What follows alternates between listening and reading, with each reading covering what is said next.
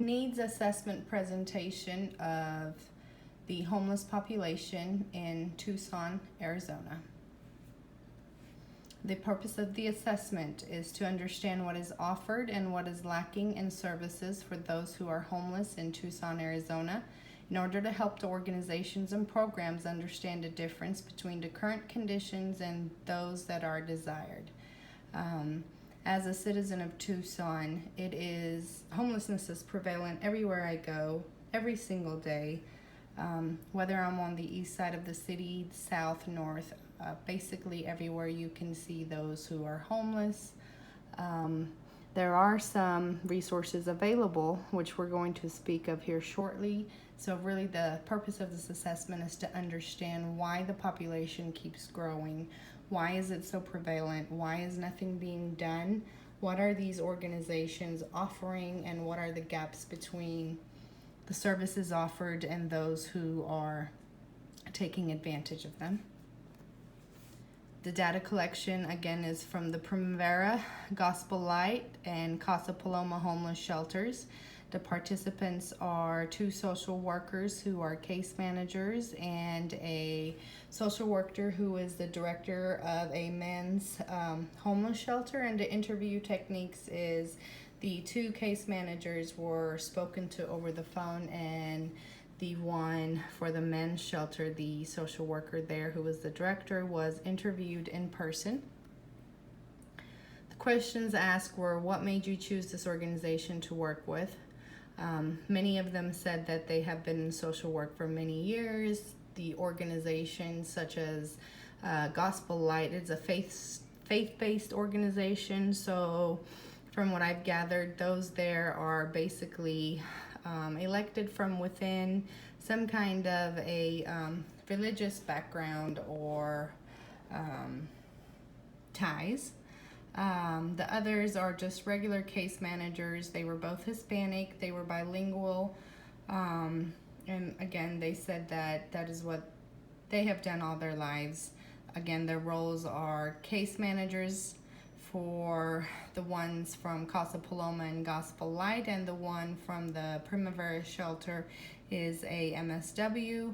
When I asked about what the challenges experienced by the homeless here in Tucson were, of course, poverty, mental health issues and poverty were what was most spoken about, as well as substance abuse. So, and what are the challenges experienced by the organizations to help these clients? The answer to that was that because many of them are mentally ill and not stable on medications, as well as those who are addicted to substances, choose to be really on the streets because of either they can't make the judgment, or B, they choose to use. The services the agencies provide are shelters, food, clothing, and hygiene items. The funding for all of them, Primavera is an organization that also does other things. I was shocked to, it is nonprofit, and they have ties in the community, and those are really how they get their funding is from what I really understood. I don't think the person explaining it was very knowledgeable as well. They spoke that they rely on volunteers, and there are lots of lack of volunteers, and the gap between the needs and understanding is what actually the homeless population needs, but those are not getting communicated all the way to the top, to the board of directors or the agencies that are out there that are donating help. So the recommendations is when I will talk about the research that I've done. For this needs assessment, one of the many things I found that was interesting was the lack of support the homeless feel that they receive from agencies when they go for help. Studies find that they are embarrassed, they feel belittled and stereotyped, and this actually keeps them from reaching out for services. The other thing that was prevalent was we do not know actually how much homeless people are out there because of the counting system is not really that dependable. So how do you come up with a solution to fix something when you don't really have an exact number that you're planning for? Also, the mentally ill who are homeless, although the resources are there, it is not easy for them to reach out for their sources because most of them are not stabilized on medication. So that is another big factor as to why the agencies are not being able to provide to their fullest capacity. And of course, lack of funding is always an issue for them as well.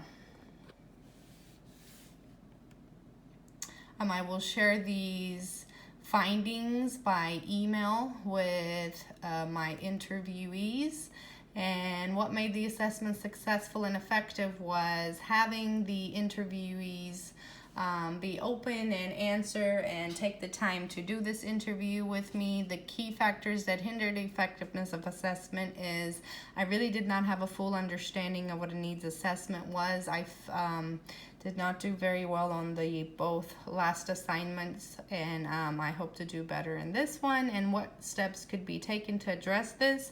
I should have reached out to my instructors a long time ago and let them know that I am truly not understanding what it is needed from this assignment. I could have done more research. I could have done more things. So I think the needs assessment could have been a much better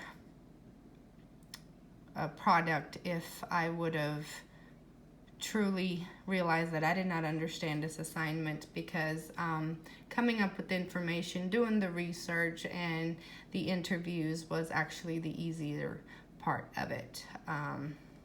Thank you.